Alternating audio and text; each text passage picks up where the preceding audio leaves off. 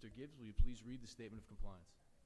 In compliance with the Open Public Meeting Act, Public Law 1975, Chapter 231, notice of this meeting has been properly advertised in the Daily Record and Suburban Trends. Its agenda has been posted at the appropriate locations, and a copy has been filed with the Pequannock Township Clerk. Thank you. Will you please call the roll? Mr. Bloomer? Here. Mr. Cerisi? Here. Mrs. Esposito? Here. Mr. Gittin? Here. Ms. Ikeo? Here. Mr. McSweeney? Here. Mr. Pompeo is absent. Mr. Sinek? Here. And Mrs. Shenton. Here. We have a quorum. Thank you. Will everyone please stand for the flag salute?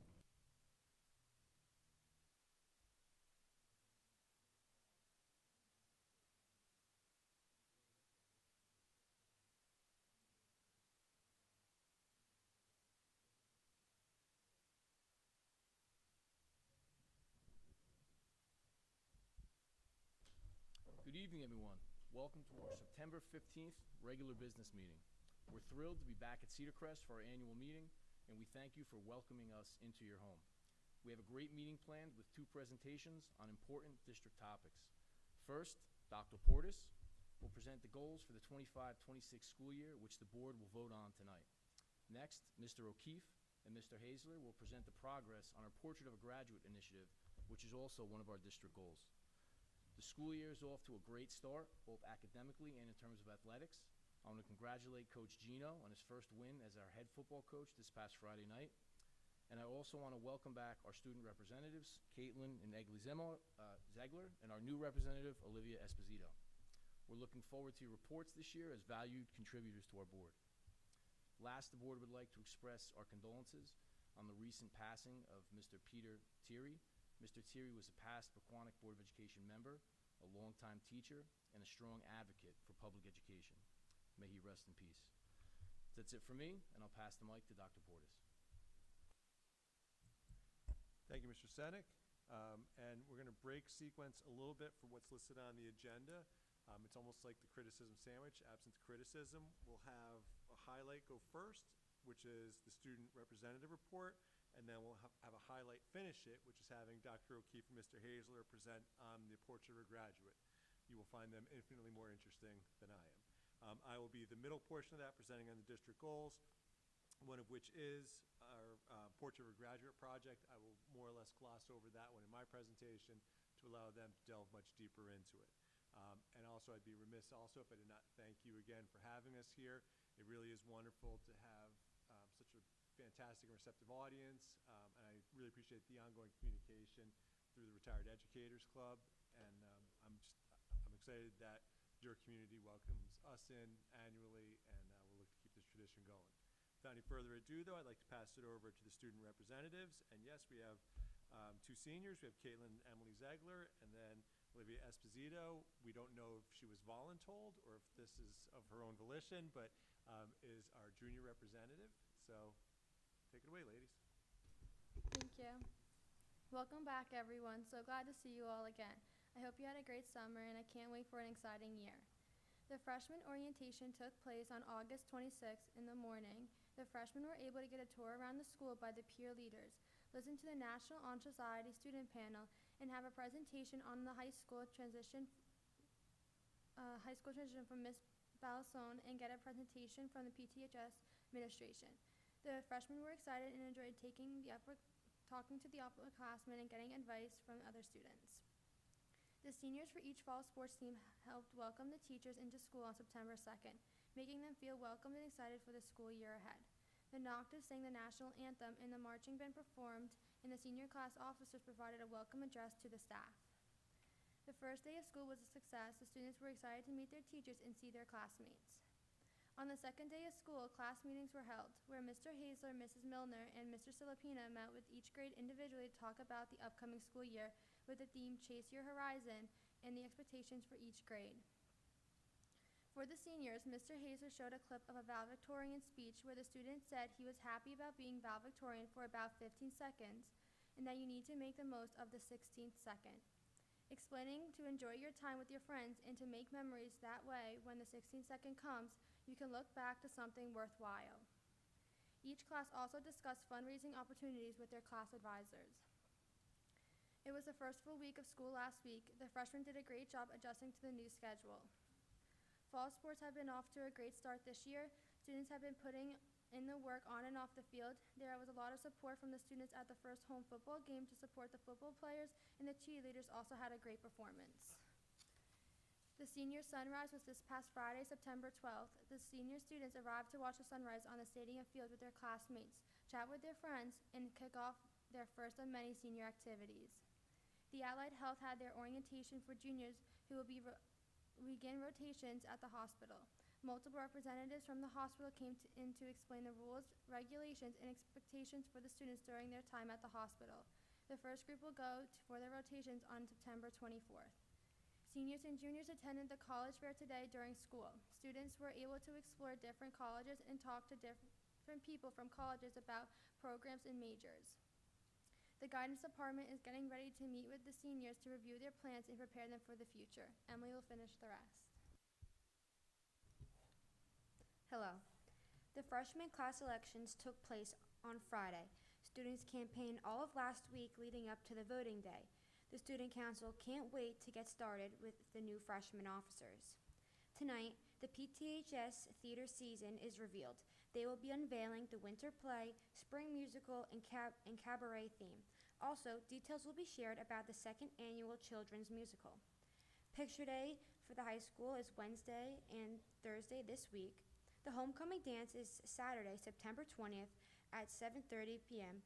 The theme of the dance is A Night Under the Stars.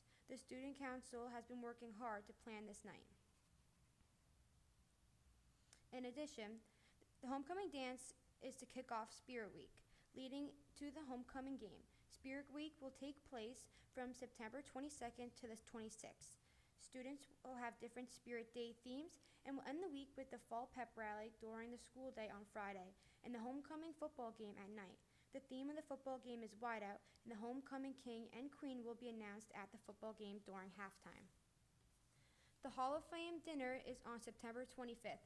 Congratulations to this year's inductees: Nancy Lynch Barron, the class of 1985, Brittany Ryan Burzin, the class of 1995, Kristen Coppola, class of 1988, Janine Jagger, class of 1968, Dennis Nelson Jr., class of 1988. The Student Activity Fair is next Wednesday, the 24th. Students can hear about clubs, activities, and join Google Classrooms, and even talk to other students from the clubs to sign up. On October 4th, the marching band will be hosting a band competition at the high school's stadium field. The seniors from the band will also be recognized at the football game on September 26th. Sophia Teresi and Isabella Carucci presented the information on the promotional video last year. Working hard to recognize it, the Mr. Honig's marketing capstone students have been helping alongside Bella and Sophia with the production of the promotional video. And lastly, the SATs test will be taking place here at PTHS on October 4th. Good luck to all those who are taking the SATs. Thank you for your time and have a great night. Excellent, thank you both. And I find it remarkable that we have this many things going on in a very small school, but everything you said is accurate. Not that I fact-checked you, but I can verify the accuracy. Before I start up my presentation regarding the district goals, I have a few updates of my own. We're in the back-to-school night season. Our first one was this past Thursday at all 3 elementary schools. They were very successful, and I can also say I very much appreciated the Friday morning breakfast spread that was shared at one of the elementary schools, and it was quite impressive and quite good. This week we have the PTHS, which is the high school back-to-school night. That's on Thursday. Mr. Hazler will have you know that that is our satellite school, so we're expecting an outstanding event that night. And then the middle school is on Thursday, the 25th. As the girls mentioned, our Hall of Fame dinner takes place on Thursday, September 25th. Proud to honor our 5 newest and deserving inductees: Nancy Barron, Dr. Kristen Coppola, Janine Jagger, who actually has an honorary doctorate, Dennis Nelson, and Dr. Brittany Ryan Burzins, all of whom have represented our district quite well. Other upcoming events, as the girls also spoke about, we have the PTHS Homecoming coming up, which I can't believe it's coming up so quickly, but it is. And we also have the College Knowledge Parent University on Thursday, October 2nd. Great opportunity to learn about this exciting process of helping your kids get prepared for college. It can be quite daunting for parents as well as for kids, but you have a lot of resources at the school. We're looking to help. The SATs are indeed on Saturday, October 4th. Reminder to our students, do your best, try your hardest, have fun, and come equipped with a guest letter. You have the law of averages on your side. If you have no idea what to answer for a question, have the same letter as your choice for every single time, and you got a 1 out of 4 chance that you're going to get it right. True. And then also, I'm going to apologize in advance for the marching band home show on October 4th. Every time that I've attended, it has rained, sometimes quite hard. I plan to be there again on Saturday the 4th, so I will be bringing the rain with me. It'll help my yard, but unfortunately, it doesn't exactly work wonders for the marching band. Thank you to Mrs. Mack for sharing the obituary for Mr. Peter Thierry, who was a resident of Cedar Crest and also a lifelong educator. He was the president of the Patterson Education Association for 42 years, which is quite remarkable. He also served as a member of the Pequannock Township School District Board of Education, so his commitment, as you mentioned, Mr. Senek, to education is nothing short of remarkable. I don't know if anybody gets their messages about traffic from me. I'm not the best source, but I'll push something out later this week about the preparations for the Newark-Pompton Turnpike paving. Milling is supposed to take place on September 22nd and 23rd, and then paving will take place on the 24th and 25th outside the middle school. We expect that this will have a terrible impact on drop-off and pickup, more so on pickup, but it's something that's going to be a significant inconvenience for 4 or 5 days. We'll do our best to manage it, but there is a meeting taking place tomorrow morning. I'll have further updates, and I'll push that out to the community so people can plan to perhaps airlift their children in and out of the school. I'm not quite sure what the best option is there. And then just to make you aware, too, we have a couple more presentations coming up for our next 2 meetings. Obviously, tonight we've got the board goals and the portrait of a graduate. And then on October 6th, we will be presenting on AP data, as well as recognition of scholars. I use the pronoun we, as if to suggest that I will somehow have a role in this. I will not. Mr. Hazler, who is the principal of the high school, will be leading that presentation, and rightfully so. Our data, not to provide a spoiler alert, is sensational, not just in terms of increased student enrollment, which has been a goal over several years, but also the performance of our students. And I'll just share just a brief anecdote. I spend a week every summer down in the Outer Banks. The administrative team knows that's my do not call. If something's burning or someone is bleeding, call someone else. I can't help. But I was on my morning run, and I saw a text pop up from Mr. Hazler, and I was thinking, is that really good or really bad? And with one eye, I peeked down, and it was about AP scores, and I knew he would wait until I got back to break the news to me if it was bad. So finished my run. He got a very out-of-breath response from me, and I think we were both out of breath because we were so excited. But I share this because I'm so excited for him. I'm so proud of the outcomes, and I think it's really great that the board gets to share in that, as well as members of our community. So be sure to tune in for that. And then on October 27th, Mrs. Vansicle and I will present on the district assessment data. She will lead that charge as well, and the results, oh, you're up here. The results for that are very strong as well, and we're going to talk a lot about how we're using this data to develop strategies to help not only improve our instruction, but also to really improve student outcomes. So a lot going on. We're very excited about it, and that concludes my report, part of my report. I'm going to move myself over. Hopefully I'm good to use that microphone for my presentation. Perfect, and I'll present on the district goals. Yeah, I just got a request to speak into the microphone, which I realize now that I'm leaning forward, I can hear myself. So if you missed my comments, I mean, they flirted with brilliance, I apologize, but I'll be a little more mindful of that. I'm gonna head up there now.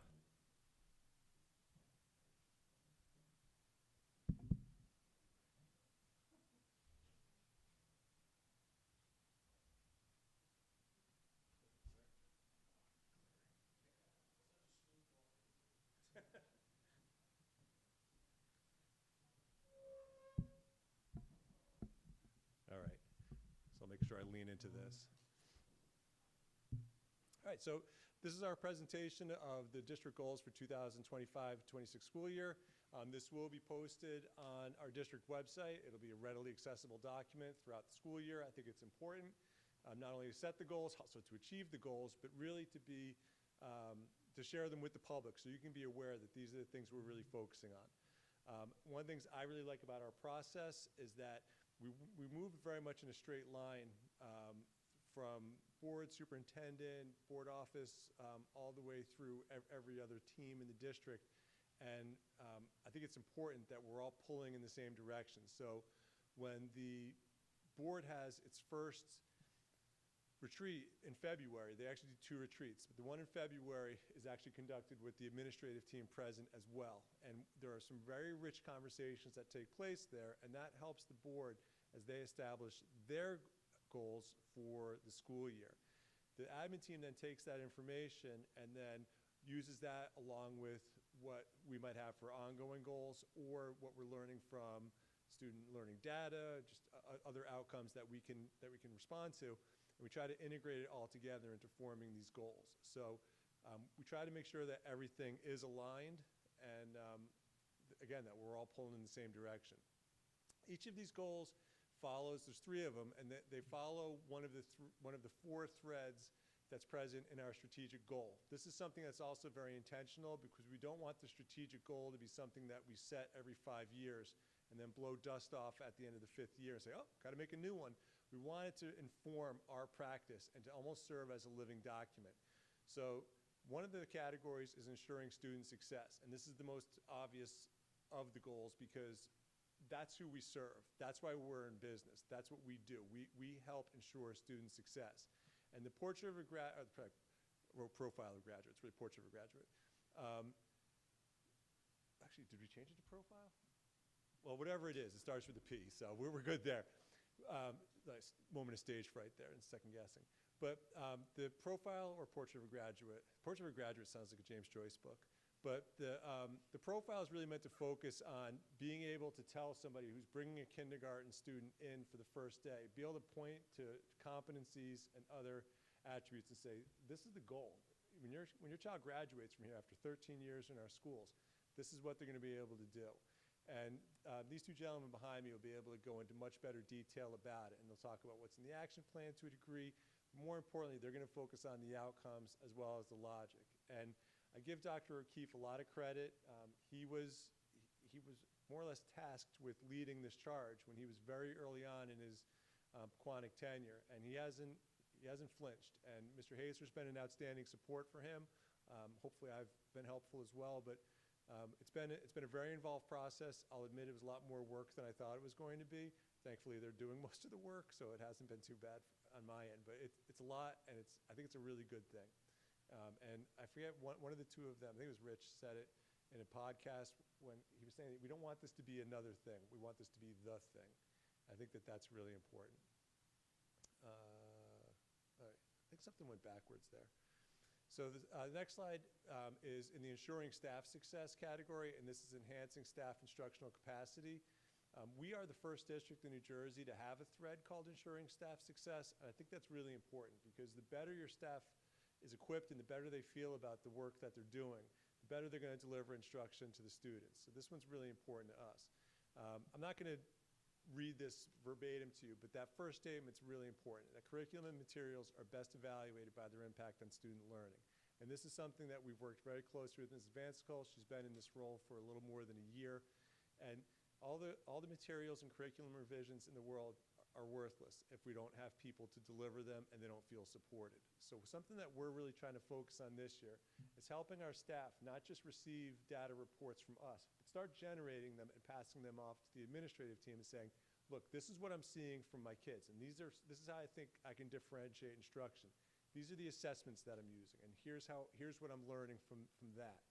We want them to feel like they have ownership of the student learning data, but we also want parents to be informed, and in something that seems almost novel, we want the kids to know their own measurable data as well, so that they can see, this is where you are right now according to what the assessments are telling us. Here's where we want to get you. How can you help us get you there? So I'm very excited about this one because it's so exciting to see when students feel like they're actually making progress. I shouldn't say actually. When students realize they're making progress and they can recognize that it's their work in coordination with the educators tasked with teaching them. And something you're going to see a lot throughout public education is something called the multi-tiered system of supports, MTSS.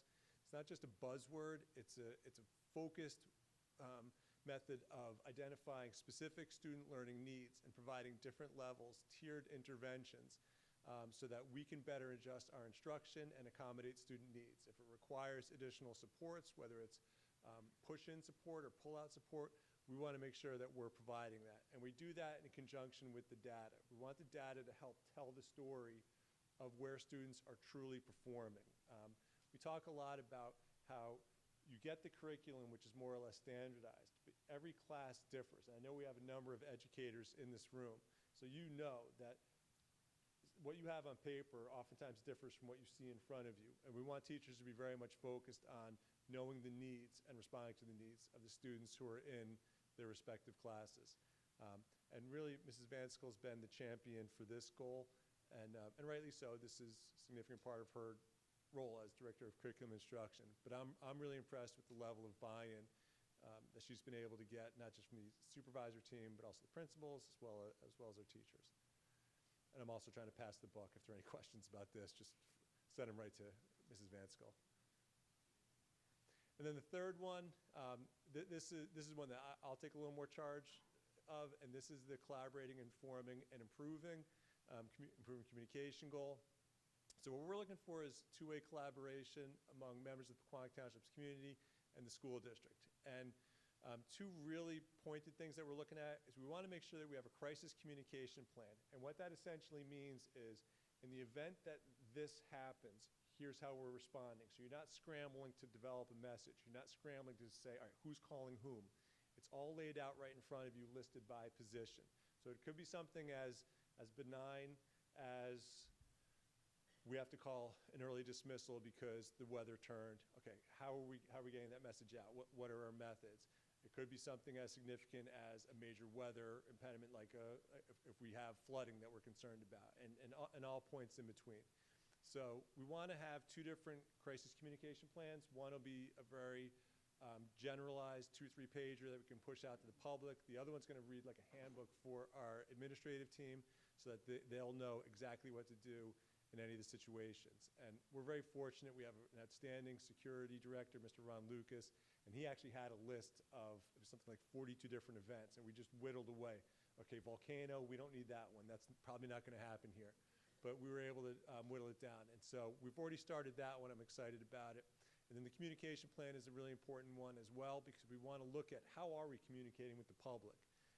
People aren't reading emails as much as they once did. So how can we make it so our website is truly an effective resource, and what are the social media outlets that we can maximize to help make sure that we're communicating with the public? We're pretty careful about the social media to limit the two-way interactions there, because unfortunately with social media, a lot of times you'll get the worst of what society has to offer. Keyboard warriors, they're cloaked in anonymity. They'll say just about anything to provoke a response. So social media, we are careful there. But when I talk about the two-way collaboration, I want people to feel comfortable reaching out to me about concerns. And I want to be able to give them honest responses back. And it's even something that's been great even in my communications with the Retired Educators Club right here at Cedar Crest. They'll ask me questions. They'll bring me in to have conversations. And I realize I am their favorite area superintendent. No offense to Dr. Johnson. He's a great guy. He's actually taller than I am, but it's understandable.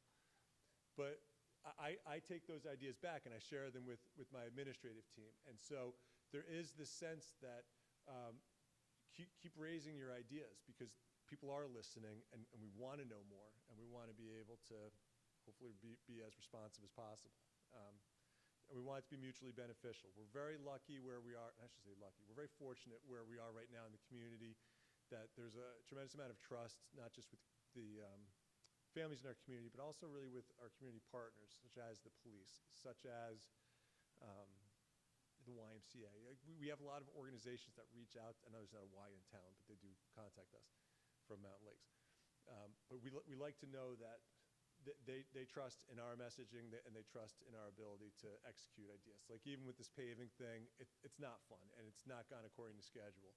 But the police know that we will work with them, and we'll communicate, and we don't do blame. We do results, and so that's what we're focusing on right now. The project was delayed about a month and a half more than it should have been. Okay, how do we fix it? So just to give you a quick summary too, we're looking at really, we want to maintain a steady stream of district success stories. You heard what our two students were talking about, and there are a lot of really exciting things going on, and we want to make sure that you tune into what's happening in Pequannock Township School District. You're hearing a lot of really great things, and it's not just sports, it's the arts, it's what our band is doing, it's how students are performing on, say, major assessment, or how they're doing in community outreach. We do want to provide opportunities for greater collaboration. We want to look at the tools that we have. I've spoken to Mr. Shea about taking a close look at our website and seeing, is this the best possible tool that we have? If it is, we keep it. If it's not, we move in another direction. And I skipped over that third bullet, but that's really huge as well, that we want to increase community awareness of what's going on. If there are policy changes, we want people to know. But also opportunities to get involved, and truly our appreciation. We have a lot of volunteers doing some really wonderful things, and they don't do it because they want to be noticed. Sometimes they desperately don't want to be noticed, but attention is warranted for people who go out of their way to help create greater educational opportunities for our kids and for their families and our staff. And I think it is important to share what's happening in our programs. What's happening in our allied health program? What are the kids learning? What are they developing? Last year, they presented their capstone projects, and honestly, they reminded me a lot of what I've seen at the doctoral level with dissertations. And I think we should be pushing out that information so people can see the work that our students are generating, even if I couldn't pronounce half the words that were in some of what they researched. And finally, truly thank you. Thank you for being an audience. I realize a lot of you have to be here, so you have to listen to me drone on, but seriously, thank you for being a part of our district. Thank you for contributing to outstanding opportunities for our students. Being a board member is an often thankless task, but I thank you for being a part of this. Same with our administrators and our greater community. Our IT staff is sensational. So there are a lot of really good things happening in the district, and we're excited to share that. And so that last statement, which I realize the font is obnoxiously large, but it really is true. Like we are really excited for these things, and I'm not much of an exclamation point person, but let's go. We're ready. School year's we're 8 days into it. Got 172 to go. We're going to keep making them as great as possible. So thank you for that. I don't know if there are any questions about the district goals. Thank goodness. All right. I think we're ready to hear about the profile or portrait of a graduate. So thank you for being a wonderful audience, and I will cede the floor to these two gentlemen.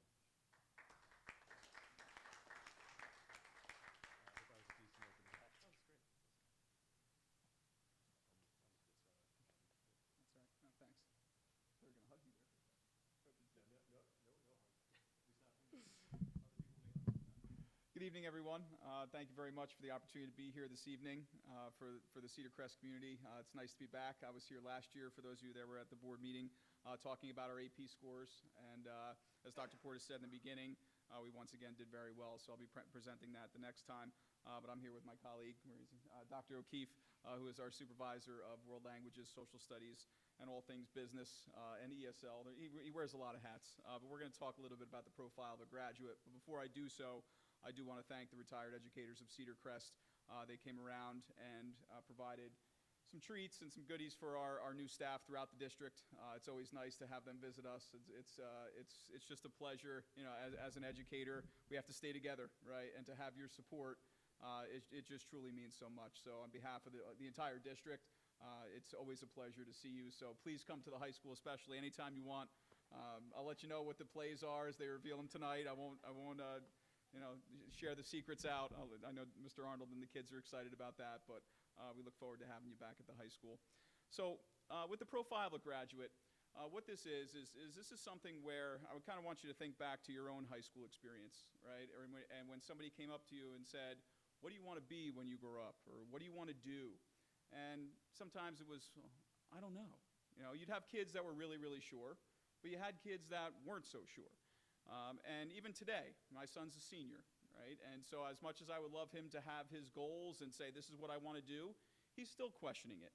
And what the profile of a graduate is it really sets a guideline for the students at a very early age, even in kindergarten, where they start to see words. They start to, and you see them up on the screen here, things like communication, citizenship, resiliency, curiosity, accountability.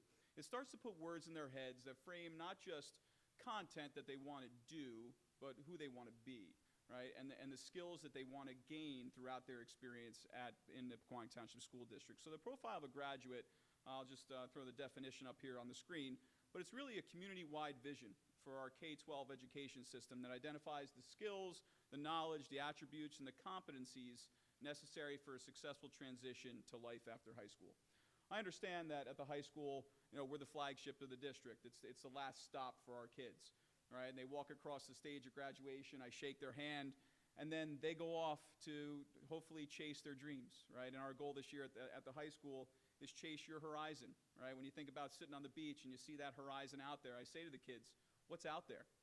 Go get it, right? Go chase after it. When you get there, you're going to realize that maybe you have to go a little bit further, right? And that's what life is really all about. It's pushing yourself that 1% more, right? And to keep pushing and pushing for you to be successful. We want to give you those skills and attributes and knowledge and all those curriculum competencies so that you can go wherever you want to go. And so as we go moving forward, we're doing that, right? But now they're going to see something really tangible as they go through even starting at the kindergarten age. So that's definition-wise what the profile of a graduate is. But really, why? Okay, why are we doing this? Well, I think most of you know we're dealing in a very changing world, right? My niece, she's in 4th grade, and last night she sent me a video. She's like, Uncle Rich, check this out.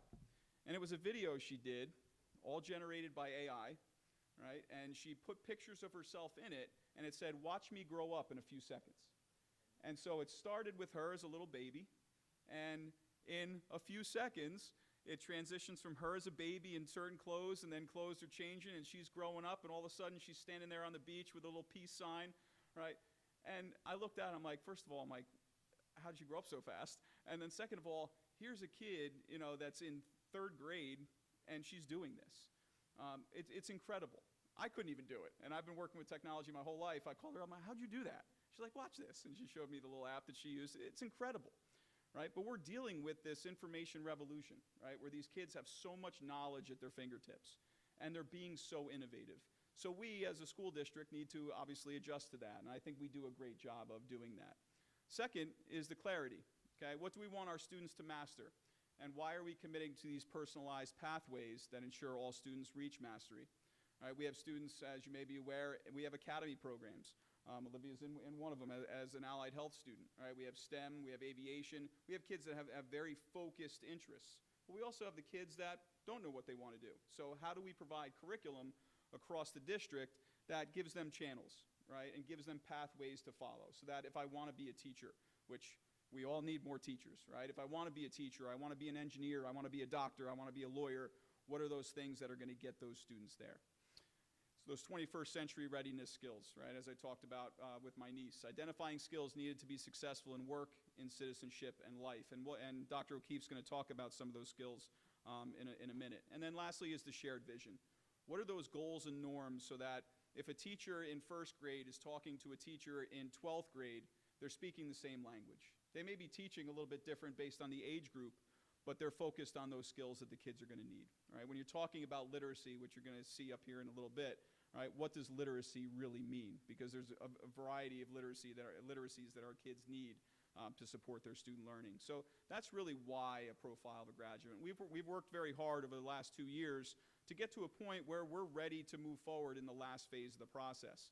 And so when you look back on year 1, which was 23-24, we were defining success as it pertains to the students who graduate from our school district. So we gathered a committee together. We looked at what we felt our students could do really well. We looked at what some of the needs were.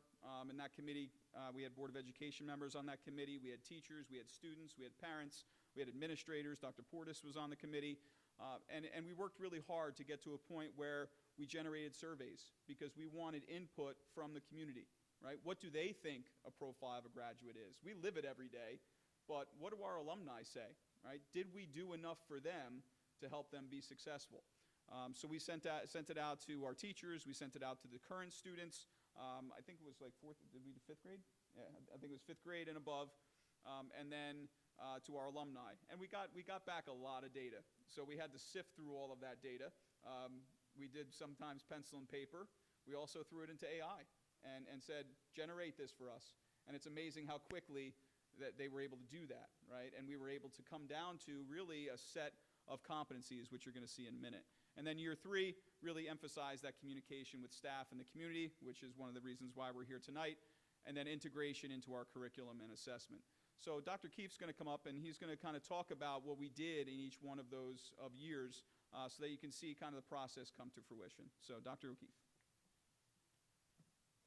Thank you, Mr. Hazer. Good evening, everyone. Nice to be here. I'm humbled to be here. And I also want to just say thank you to the board, because if you look, we're in now year 3 of this process. And one of the things that I knew when I started with this amazing team that I had working with this is that we didn't just want it to be a poster on the wall.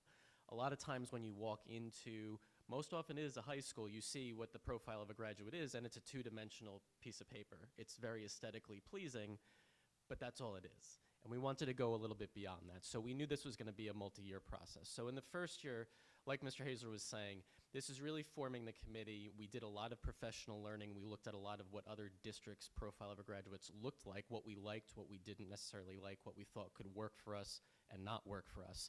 We did a lot of work towards the end of that year actually developing the survey tool. And that we knew that we wanted certain questions that were standard for everybody, but also questions that were uniquely tailored to certain constituencies.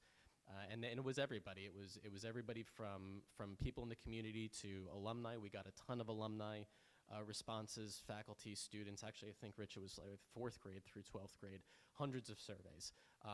And some of those questions were the same and some were different. Oops, I think I went backwards there. My apologies. So one of the examples that we looked at is from a Bergen County district, Ramsey. Ramsey is kind of, I don't want to say set the standard for a profile of a graduate, but they set the benchmark pretty high. And if you go on Ramsey's website, they have this as their sort of main visual, but you can click each of these components. And so we put this in the presentation because, as I said from the outset, we didn't want it to be 2-dimensional. We wanted it to be a truly living document that's embedded in all of the daily curricula and daily lived experiences of students. So when we actually did do, this past school year, administer the surveys, we got very granular. We looked at very specifically what's working in each discipline, almost to the subject level. And it wasn't just these kind of grandiose competencies of things like resiliency and communication, which are important, but we did dig very deeper, much deeper. We analyzed the major data trends, and from that, we extrapolated some of the broad competencies. And so it's really with great pleasure. This is the first public unveiling of this, I will have you know. So this is, yes. I can't take credit for the panther paw. I think we all know who that was, but okay. So no, it was really a labor of love on everybody's part, and we wanted it to be unique in the sense that it reflects obviously who we are. What you see on the outside are both the interpersonal and intrapersonal competencies that sort of encapsulate everything, sort of our habits of mind and our habits of being. The specific, I guess, pause, if you will, say we have STEM, humanities, arts, and wellness. We're one of the few districts, probably Ramsey's the only other one that I know of, that actually has specific competencies within the disciplines themselves. We feel it's very important to have that because at the departmental level, we will in the 3rd year be able to look at where these competencies live in the courses. Again, it's not just something that's on the wall. We also have, as a central piece of it, literacy. And of course, that means I'm talking to a room full of educators. It's a big term, but we wanted to go a little bit deeper in terms of information literacy, i.e. research skills, and AI goes in with that. Data literacy, which is sort of the quantitative reasoning. That's everything from computer science knowledge to things that they do in math, looking at graphs and breaking down correlations in data and things like that, to technological literacy. And all of these, while they're reflected in the New Jersey standards, again, we wanted to be very precise about which ones we're seeing at what grade levels. Which brings us to the last year, which is the current school year, which is very exciting because now we're in the process of identifying building-based committees where we can start to roll this out. We're also in a year where we're being, every 3 years, districts get audited by the state, and this happens to be our year where we're really looking to make sure our curriculum's up to code. But this will give teachers also an opportunity to say, we already do X, Y, Z in this course, but we don't do A, B, C. So by the midpoint about this year, we'll be in a position to understand where these competencies already live or don't live in our curriculum, because we're doing a lot of this work already. It's not something that we're reinventing. By the end of the year, we'll be able to identify for each grade band, so for example, K2, 3, 5, 6, 8, and then 9, 12, where we want what we call defenses of learning. What are the sort of touch points that kids are going to be experiencing? Rich just talked about and Dr. Portis, the Allied capstone projects. We have a marketing capstone class. At the end of the middle school year, our peer leaders are giving building tours. What are the sort of experiences that all kids at those touch points between elementary to middle and then middle to high school are all doing? So that's what we're going to be defining at the end of this year. And just on the side there, Rich and I were very purposeful in putting in this, what does it look like? How are we ensuring that we're measuring it? So when you think about the expected outcomes for this, I want to just go back to that Panther paw very quickly. If you notice, the Panther paw was intertwined throughout this whole presentation, right? You noticed it in Dr. Portis' presentation, Pequannock Township Public Schools with the paw in the middle. That's who we are, right? We are the Golden Panthers, and it's really getting the kids to see it at a kindergarten level. Kids aren't going to know what literacy is in kindergarten, right? They're going to look at picture books, and they're going to figure out, from that standpoint. But when you talk about wellness, we started off this year in our math classes. Our student assistance counselor, Ms. Basalone, went into our math classes at the grade 9 level and talked about math stress, right? And bless you, and the anxiety that sometimes math brings. Now I'm married to a math teacher, so I can't say that at home. But what happens is these presentations really start off with the kids, because this is the first they're dealing with a high school math class, right? It can be overwhelming. They're introducing letters and things like that in Algebra 1, and so what happens when you feel that stress come on from a math problem? You got to have that growth mindset, which is something that and that resiliency to keep moving forward, right? And so those are the skills we're building just in that particular math class, and we do that across all content. So we still have some work to do on this, but we wanted to kind of show you what the draft might look like from the board perspective and from the Cedar Crest perspective. So we're certainly open to suggestions, but we really wanted to use that paw as kind of the centerpiece of what we're doing. And these competencies all came from those surveys. So the expected outcomes, right, is the alignment of expectations across the district from K to 12, as Dr. O'Keefe said, having that shared vision so that when a parent is moving into town, real estate agents can say, this is the profile of a graduate when they come in and they ask about school districts, because when you're looking, the school district is one of the top things that sells, right? So what is that profile of a graduate that a student, if I'm bringing my child here, what are they going to come out of Pequannock Township School District with? That continuous improvement. When I presented on the AP scores last year, I promised you that we will continue to be better, even though we were great last year. And we did that, right? And it's that continuous improvement is pushing beyond your comfort zone, stepping outside, and seeing how far you can go. And we've been very fortunate, from the support of the Board of Education to the support of our community. We have the tools and resources necessary to do that. And so we are very fortunate. Taking these research-based approaches, right? Not just sticking a dartboard up there on the wall, throwing it, and hope that it sticks in the center, right? It's using research-based practices to really find out what works and does not work. And right now, AI is the thing, right, that everybody's focused on. But that's not the only thing. It's giving the kids the tools to realize that, hey, if you're going to use this, you got to know how you're going to use it and why you're going to use it, and helping the teachers out too, because it's new for them.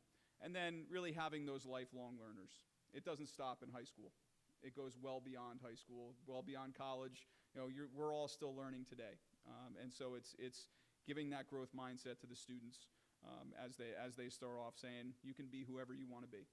And so, as this is we always like to end this because I think it really tied into what we're doing with our profile of a graduate. But this is our district mission statement. The Pequannock Township School District, supported by a community rich in pride and tradition, which is certainly true, educates and inspires all students to become lifelong learners. We provide a safe and dynamic learning environment that fosters individual creativity and maximizes potential to succeed in an ever-changing world. So you see all the data really matched our mission statement, which is really exciting. And so thank you very much for the opportunity to present this to you. It's something that is it's been a lot of fun. It's been a heck of a lot of work, but it's really going to be something that I think is going to be exciting for our entire community as we go moving forward. And so I want to thank the teachers for their help. They've done a lot of work within their curriculum. I want to thank the students that have been involved in this process, the community, the board members. It's not done, but we wanted to share with you what we had so far, so that Cedar Crest could be aware of it, and you know, we're always open to suggestions on how we can be better. So thank you very much for your time, and we'll take any questions that you might have.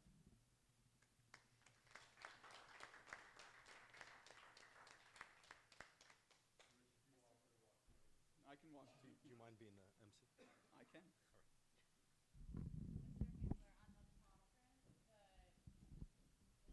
Matt, you stole it.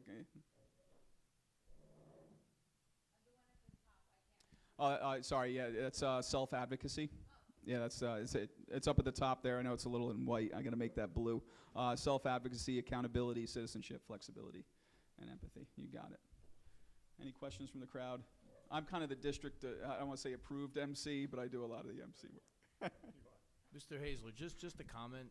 The presentation was outstanding. Yourself, Dr. O'Keefe, you guys should be commended.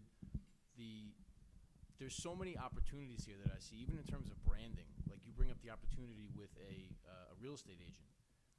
The time that you spent and the time that you guys have both spent put into this endeavor, I think it's going to be so far-reaching, and it's so exciting to see it as the Panther Paw too. It's really, really cool. So well done. Thank you. Thank you. Question from the audience. Thank you for being here. Hi, my name is Cubby Planchak, and I was a physical education teacher in Rutherford and a coach in Rutherford in the 1970s. That's a long time ago. My question is, with the changing technology that we have, that seems to change every other day, and you're training the kids, I hope, to discern what is real and what is not. Do you have a process that they go through where they actually learn to discern what's happening in the world and what's real and what's not? So my dad taught at Rutherford in the 1970s. He was a history teacher, I believe. So maybe you knew him. I don't know. So to answer your question, when we look at it, I'm standing in front of the camera. Sorry. Yeah. What we do is, at a variety of grade levels, is our media specialists work very hard with our classroom teachers to provide resources for them to teach research. I know we do a lot of orientation programs.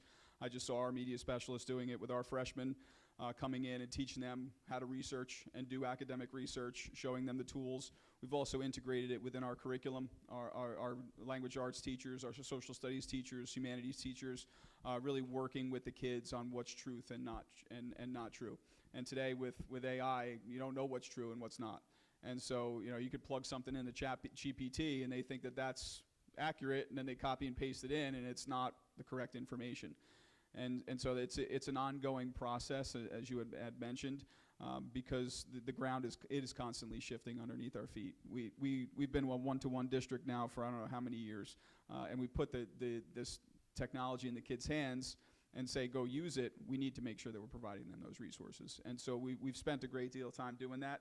We have an AI committee under the leadership of Mr. Shea over here, where we have kids, we have teachers on board. We have a new policy that we put in place, a board policy for AI, and we're also constantly knowing that this is going to be changing. So we're putting things in place to help students do that. And it's funny, we had a college student email us this last week to tell us how the colleges are also teaching the kids about AI. And so she went to college, Lehigh University, outstanding college, and she felt like she had been prepared because of the things that we had done as a committee. And so she was actually just reached out to us. We didn't go fishing for information. She emailed Mr. Shea and said, this is what's happening. And so I'm glad that I had that knowledge to be able to help out. And something I just want to add to that too. I talked before about the straight line, and it's almost more like a circle because we're not terribly hierarchical. But something I'm really proud of with what Mr. Shea's been doing, and I was just advised to actually speak into the microphone. But he's really helped shape the IT department. They know that they focus not on machines, but on people's relationship with machines, and it's created a really, I think, very fluid dynamic with our IT team. so they can better help people with the technology that can be overwhelming. And Mrs. Van Skul's worked in helping to integrate new media literacy standards into curriculum, whether it's for language arts and social studies classes, or if it's for the Library Media Center studies for the elementary school kids. And something that's really important, and the board is, not to be cutesy, but on board with this, is we know that that policy and plan that we have for AI and other technology, it's going to have to change every year, sometimes even during the course of a year, because of how rapidly things are changing. We just have to be dynamic with it. If I can, I can ask another question. With the current administration that we have in Washington and the defunding of education throughout the country, how is, I guess, New Jersey and how is Pequannock Township dealing with some of that? So it's a rather broad question, I know, but with the Department of Education at the federal level being literally disbanded, I'm wondering how that will affect each of the school districts in our area and across the state. Yeah, and I can speak to that. I will leave that one to you, Dr. Yeah, Cordes. that's a better one to punt in my direction. We're in a good place that whatever has been impacted by whatever federal funding cuts hasn't really trickled down to us. So I have something that was provided for me a little while back that really addressed the significant funding sources that districts might receive and whether it's impacted. So Title I, which we receive, has little or no risk of being impacted. IDEA, which is Individuals with Disabilities Education Act, which is for IEPs, also is little to no risk. There is some concern about certain Medicaid-funded programs. That has not impacted us at all. We have not seen anything trickle down from the state regarding lost funding. I mean, we won't know our grant funding, state funding, sorry, until pretty late in the budget season. It's around March, right? Which I know you love. But overall, we're in pretty good shape. Like one of the biggest things that got hit was districts that had unspent ESSER money, and we drained ours down to the penny. So we were good there. But yeah, in terms of the overall scope, we're knock on wood, we're more or less unscathed.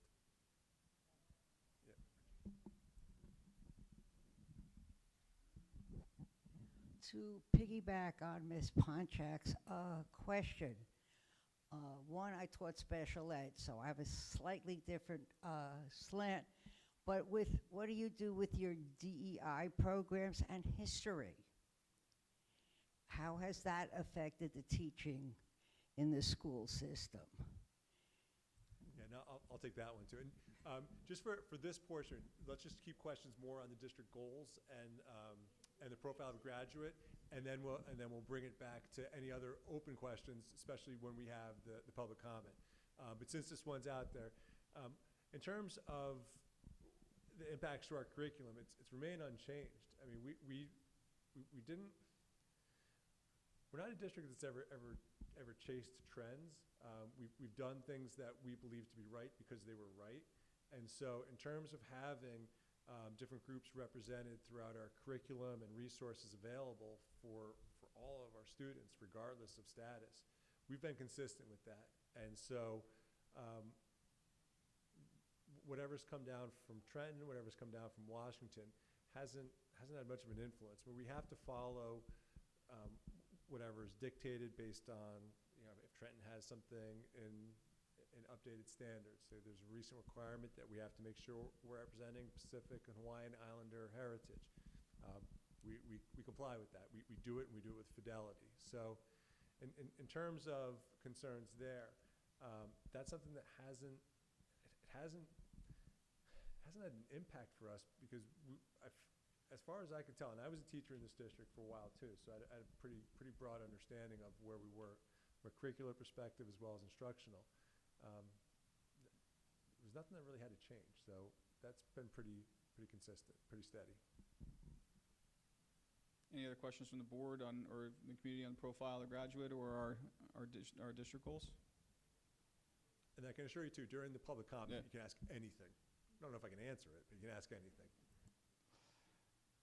Well, thank you very much, everybody. We appreciate your time.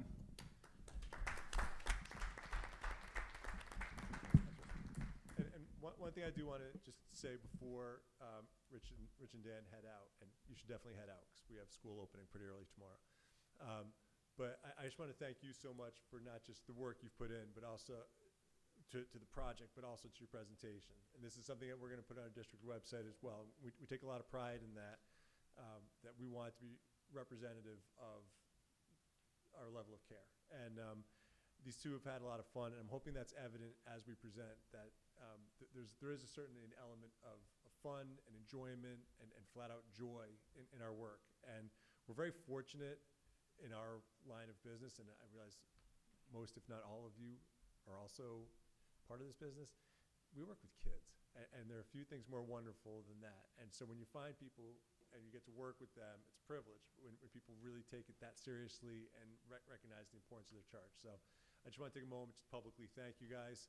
I probably won't say anything close to this nice to you for the rest of the school year, so make sure you mark the spot at 7:55 on the video. Yep, it is being recorded, but I think it's really important, and so I appreciate that. It was great, obviously, Libby, having you here as well. I'm sure you have other things that are on your docket, but to have you here as one of our students who's in our Allied Health program is going to be producing one of those really impressive capstone projects. We appreciate that too. So I'm going to wrap up my superintendent report and pass it over to you to be able to then pass it to Mr. Gibbs. Thanks. Thank you, Dr. Portis. Mr. Gibbs, do you have a report? Yes, good evening. On tonight's board agenda, there's a motion for the approval for a request for proposal, otherwise known as an RFP, for the school district's health insurance. The new rates just came in, and starting January 1st, 2026, there will be a 31.9% increase. It has been suggested from our agent at Brown & Brown to go out for an RFP given the large increase in premiums. A number of Brown & Brown school districts' clients are doing the same. On September 2nd, the school district received an OPRA request for vendor information dating back to January 2021 to date. The request was honored on September 3rd. On September 9th, the school district received another OPRA request for staff information. Both requests were honored in accordance with state guidelines. The plans for the new board office are moving forward as the perk test was done on September 8th. The results of the test are forthcoming. It has been determined that there is an underground tank that will have to be investigated in order to determine whether it will be a DEP, Department of Environmental Protection, violation. The owner's representative has been notified. For those who are looking for a free or reduced lunch status for your child, please see the school's website under food service, then go to free and reduced lunch information to complete the application.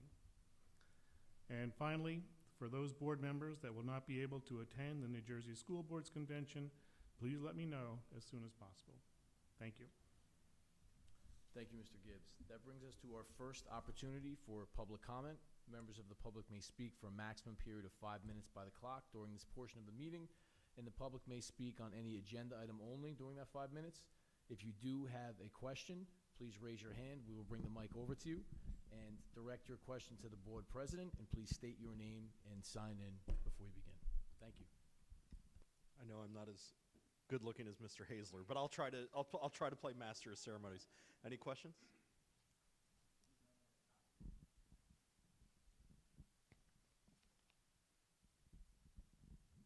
Everything sounds wonderful, and I know it can't be because I worked in a school district too.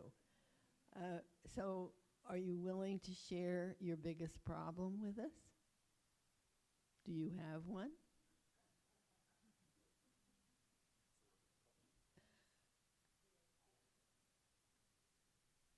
Typically, we take all the questions, and then Dr. Portis or the board will answer at the end of the session. So we'll answer it at the end of the session. Okay. It's a phenomenal question, though, by the way. That is a good question. They're really sticking it to you today. Questions? I read this summer that there's going to be a New Jersey state assessment, that you're going with a different company and they're supposed to field test it in September. Is that correct information? October? But you're correct. Oh, okay. And it's supposed to be more based on AI or something. It's a completely different type of testing.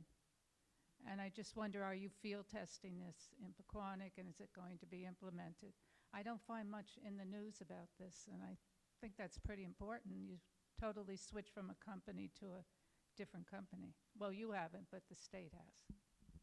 Thank you.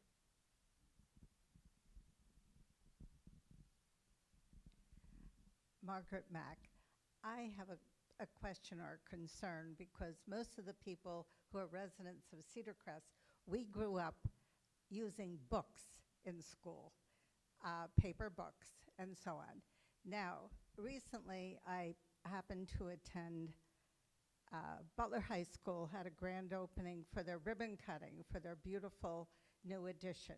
And retired educators, we support all teachers throughout the state, but we particularly deal with the 12 schools, Butler, Kinlawn, and Pequannock. So I attended the grand opening. I met Dr. Johnson, Rory Fitzgerald, and so on. I was interested in seeing the media center because throughout my career, I was a 4th grade teacher, but then switched to library, media skills. I walked into the beautiful media center and my jaw dropped because there was not one book. And I thought, oh my God. Well, I was explained that, or told that kids have Chromebooks now. And I know they do. I have grandkids. And I thought, okay. And then I was told in the English department there are books and that things are coming, which I have to give them that benefit of the doubt. They really are still getting things organized, but it's beautiful. So my concern is, are there books in Pequannock? You have a former supervisor of ELA. He's going to force us to have books. Thank you. Other questions?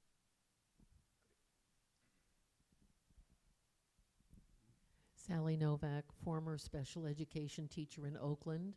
I just want to let you know that we have just started the fall semester of our ILR courses, Institute for Learning and Retirement. Anybody want to help teach a class? Very cool. Thank you.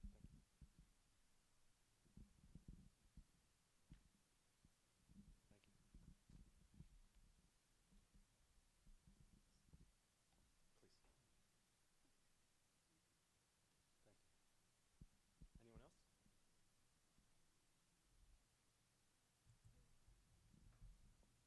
Dr. Portis, might be your turn. Yep. So the first question is the biggest issue or biggest, I guess, problem that we're facing. And I'd love to tell you that we can't get Heinz ketchup with the tater tots, that's the single most difficult.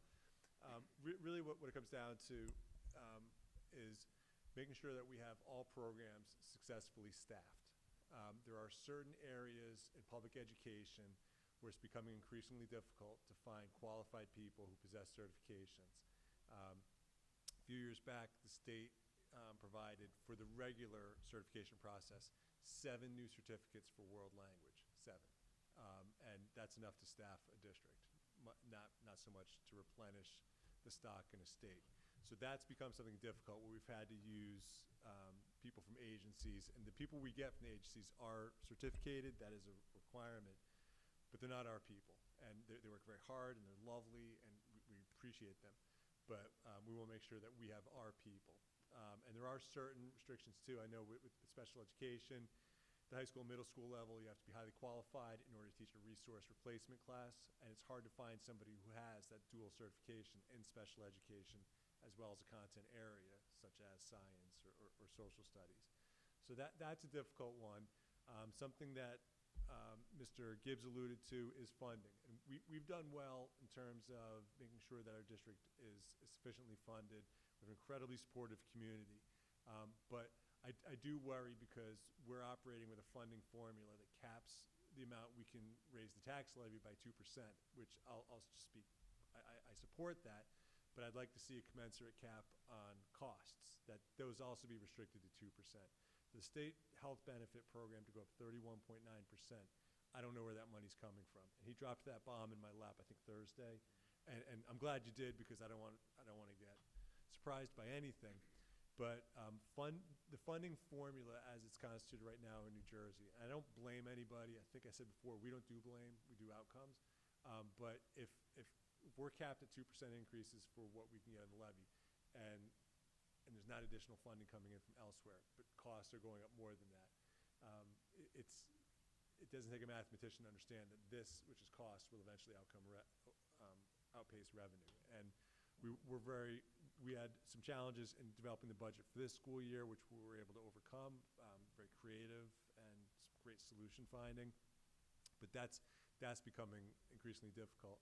And I think one other thing too is that we're seeing with our students that we're seeing students who are facing, I would say, more significant issues. I started teaching 29 years ago, and I think what I'm seeing now in this role is that students who have more severe concerns to manage at younger ages with greater frequency. And I don't have a real explanation for it. I do think, and it is very troubling, if I'm out running or wherever I might be, and I see somebody with a stroller and they're like this on their cell phone, that to me is very unsettling, because we know that children need to read our facial expressions. They need to hear our voices. They need to interact, and that's how they learn. And those 0 to 36 months, they're learning so much so fast. And if they're being denied that because of people who are engaged with whatever got the most likes on Facebook, that's going to set them up for other issues. So I'd say that those are probably the three biggest ones that I could identify. We're lucky that we have, again, community support. We've got wonderful staff. We've got a really supportive board. But there are things that we're managing, and I feel like we manage them well. We're honest with each other about them, and hopefully we're delivering for our kids and their families. But yeah, that was a longer answer than I thought I was going to give. I kind of liked the Heinz ketchup for the tater tots better. It's a little easier, but that's the reality we live in. We do try to keep a positive outlook, but we don't want to be guilty of toxic positivity, where you pretend that everything's great even when it's not. But most things are great. The second question about the state assessment, yes, there is a new state assessment. And for the record, I'll say this objectively because I support the state in everything they do, but the school year starts on July 1st, and we found out about the new assessment from the state around August 15th, August 20th, that ballpark. And it's no longer going to be run through the Pearson platform. It's going to be through a different platform. The governor's office assured us that we were not blindsided by it. I think their definition differs from mine. But we will be field testing this assessment in October. I think we're getting information about that. Yeah, so we're getting training tomorrow for the assessment that takes place in October, which will begin 14 days later. Month. I don't know if the field testing starts. It'll be October 27th to November 14th. All right, so at least it's more than 14 days. So it's 41 days. But there will also be an AI component to it in that it will be adaptive. We don't fully know what the impact is going to be for standardized assessment, because by definition, a standardized assessment is standardized. But what they're going to do is if a student demonstrates proficiency in the first 3 grade level questions, they're going to get bounced up possibly 2 grade levels. And if they get, if they can't produce that level, it'll drop them down and try to find like where their level is. If a student's struggling early on, they're going to lower the grade level standard that's being assessed. We're going to be looking, unfortunately, at some apples to oranges comparisons, so we don't really know exactly what to expect. So it's a very dynamic test. I would have preferred that we know more about it farther in advance. I did tell them, if you had something this significant and you dropped it in my lap 2 weeks before we were opening the doors for students, I would reject it and tell you to have an actual plan. Our comment, and this is not a slight against the state, but our mantra is the best time to look unprepared is never. And so we want to make sure that we espouse preparedness. When we set our goals, we try to be long range. When we talk to staff about implementing something new in the staff evaluation, we rolled that out in August and September for 2026-27. This way people can prepare. But we'll be ready for it. Whatever they tell us to do, we'll make sure that we're in the best situation for our staff to be able to deliver and our kids to be able to take that test. As far as the third question from Mrs. Mack regarding... Excuse me, Dr. Portis? Yep. Yes, sir. I did have a question on the last question. What was the reasoning from the state? Sometimes in relationships, people don't always get along. Now, That's it. from what I understand, there was a kerfuffle with Pearson, and that this was. I'm not saying this was the definitive answer, but that issue with Pearson may have accelerated the process towards moving to another provider, hence the rather quick turnaround. Yeah.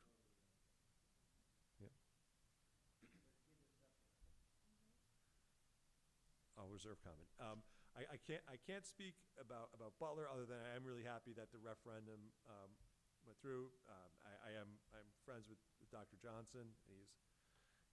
I know he's your second favorite super. No offense to Mr. Mango, but as far as are there books? Yes, there are books. I think one of you guys made a wisecrack about me being a former English language arts supervisor. I was an English teacher, but aside from that.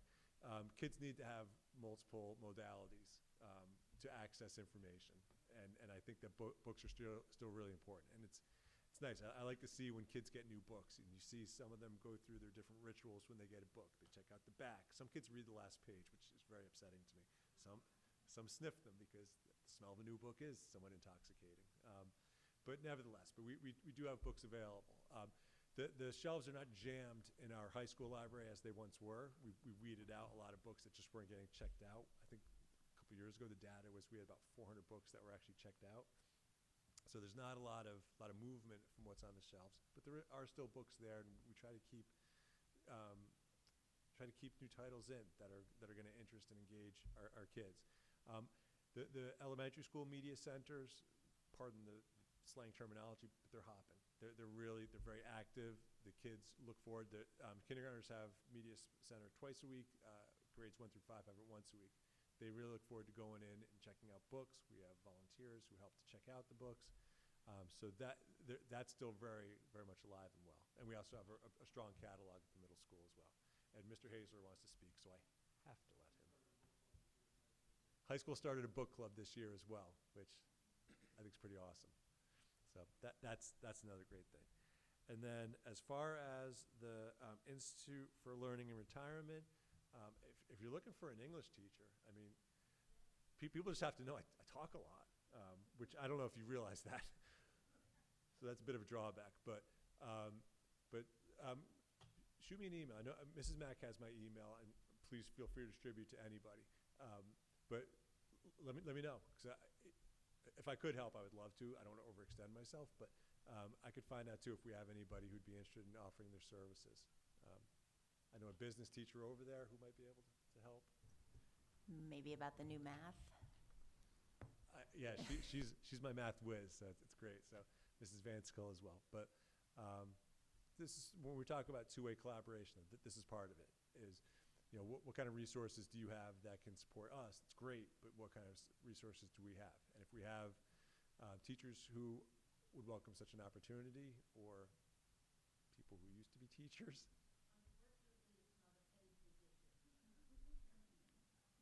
You should have led with that. No, I'm kidding. We do it for the love of learning. And if you make cookies, that helps. And then, Tina, you want to jump in too? Yeah, I just wanted to jump in and point out that, I don't know if you noticed, but as Dr. Portis greeted us tonight, he handed all of us a book. So I assume we'll be doing some sort of book read together. So we promote what we believe in, truly, because we all have this book in front of us, and I'm sure we have homework now. Can I add on to that?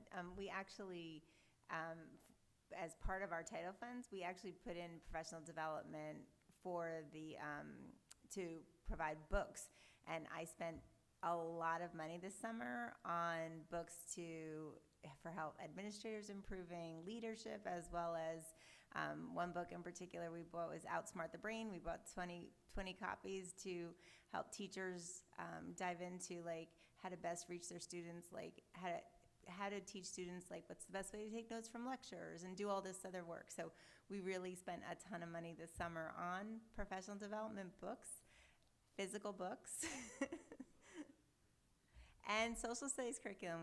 We brought in more reading materials for our 1st to 5th grade students. We're also bringing more reading material in for our students in the elementary K to 5 for, it's called magnetic reading. It's another program.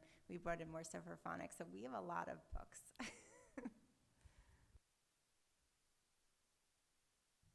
And then if anybody's doing the math and they're looking and saying, wow, it's been an hour and 15 minutes and we're still on page 1 of the agenda, it gets quicker from here. But we'll have a second, which you can attest to, a second open public session as well.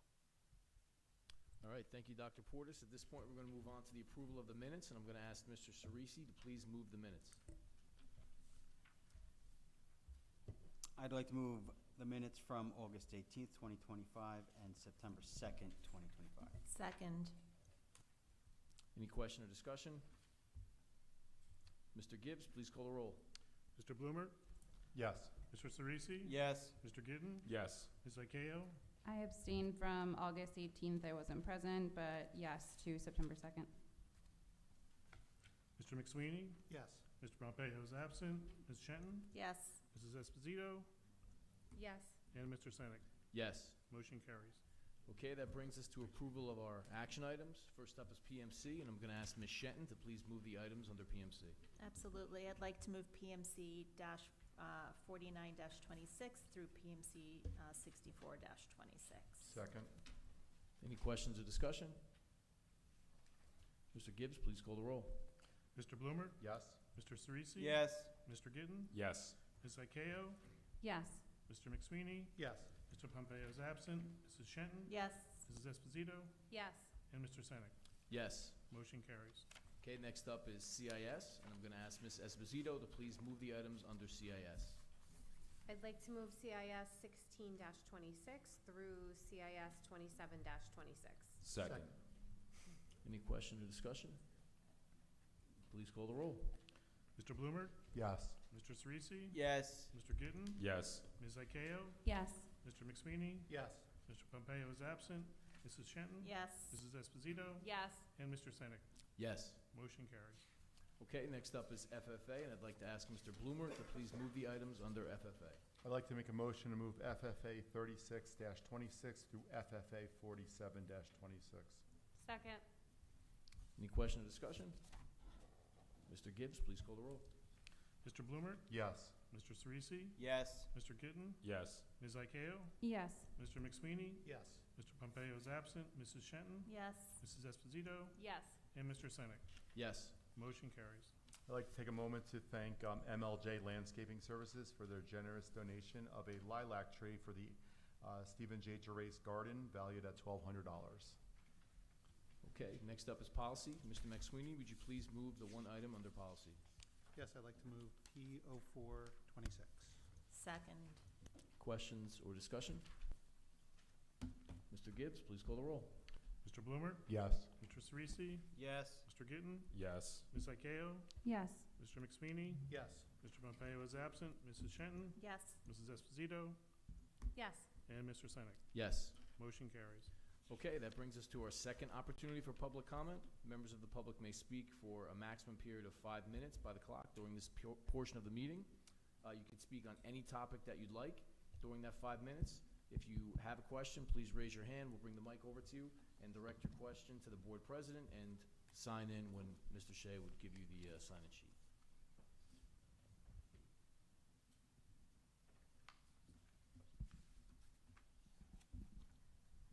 Good evening. My name is Ruth Winfrey, a resident here of Cedar Crest. As a resident, I am a member of the Diversity Committee.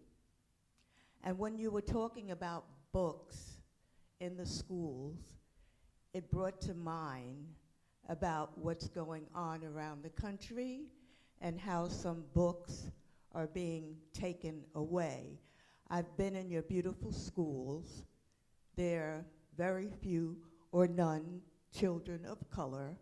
So I'm hoping in your school you have books so that they can learn about people who are not like them in color. And there's so many good things that can be shared. It would even be good to, if you could, partnership with another school who may have children of color. But you're doing a fine job as far as I can see when I come to visit, and I'm very proud of the schools in this district, but I just wish that there were more children of color who are getting this kind of education. So maybe some collaboration. I wouldn't mind helping or being in there. I was a teacher in my career, ended up as a principal.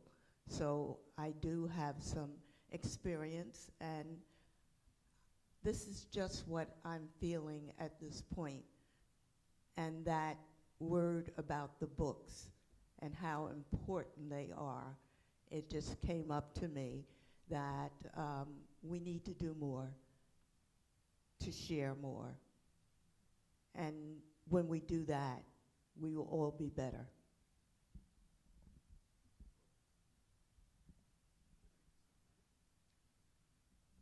You want to do the same, keep taking questions, and then you'll answer more? Okay. More questions? Everyone's feel good? These are good questions. They're challenging.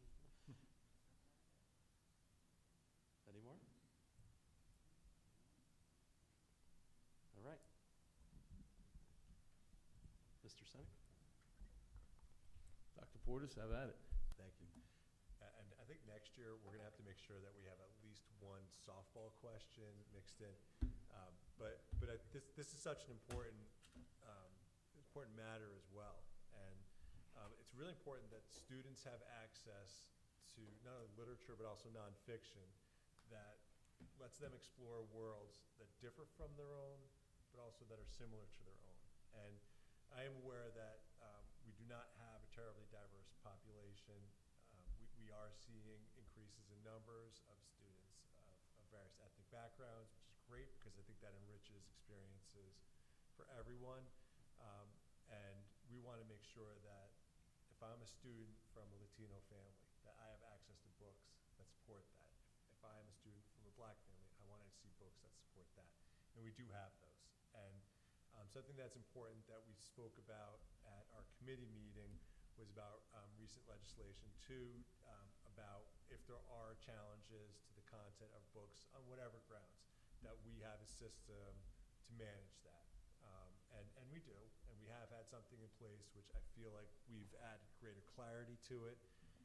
But it is very important that that any student, and I don't care what their age is, we have children as young as 3, we have students as old as 21, and I want them to feel that they're valued, and the way you value people oftentimes is through validating their stories and their backgrounds. And this is something as an English teacher that I particularly enjoyed, was seeing students as they learned of different cultures, of different backgrounds, of different beliefs. Sometimes it might challenge them to think through multiple pathways, and I think that's a really good thing. And I love the idea of connecting with other districts, partnering with other schools to provide, we talked about two-way collaboration, to provide students with opportunities to get to know each other. I was very fortunate as a young man. My family lived overseas for a few years, and I attended an international school. And the headmaster, and this was in Amsterdam, language of instruction was English, but the headmaster of the school told my parents when my brother, sister, and I were starting there that no student who ever left that school left harboring any biases towards anybody based on their background. And that's a pretty lofty thing to say. And a lot of how that was accomplished is when we used to travel to play other schools and sports, we would stay with families. And so I stayed with families that were Japanese. I stayed with families that were Swedish. I stayed with German families. I stayed with a family that told me they were Persian. And I remember thinking it through, like, I don't know where that is. And then I realized, oh my gosh, That's Iran, which in 1986 sounded like a terrifying prospect. And the remarkable thing about breaking bread with a family from Iran, they were really nice, and they supported me. And the fact that I was American living in the Netherlands didn't matter to them. I was somebody at their dinner table. So I realize I'm getting off topic a bit, and somewhat intentionally so, because when you have opportunities to get to know other cultures, you realize the beauty of them, and you realize more about your own as well. And so, to your point about the books, and this also supports what Mrs. Mack was talking about, and I really feel like it's something that's validated by the people in this room. We want to embrace what makes this world so wonderful and beautiful. And it's not that everybody's the same; that would be boring. It's that we are different, and we should appreciate each other's opinions, and we should celebrate one another's existences. And that books give us a really good, consequence-free environment in which to learn better about that.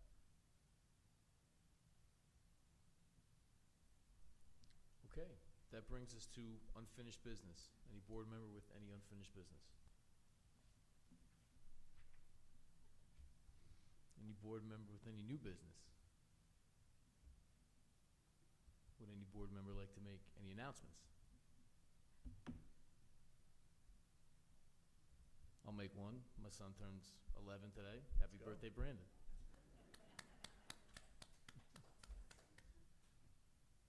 Okay, we do not have reason to go into executive session tonight, so we are going to adjourn.